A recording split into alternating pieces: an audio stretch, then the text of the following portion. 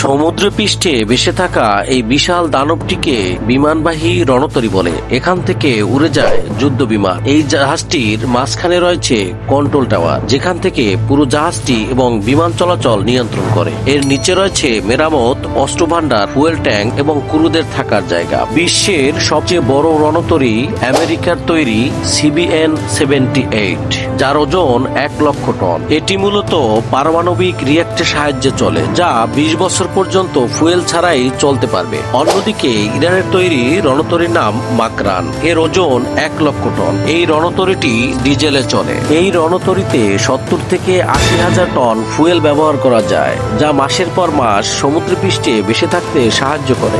ভিডিওটি ভালো লাগলে একটি লাইক করুন, শেয়ার করুন এবং কমেন্ট করুন। চ্যানেলটি সাবস্ক্রাইব করুন। সকলকে অসংখ্য ধন্যবাদ।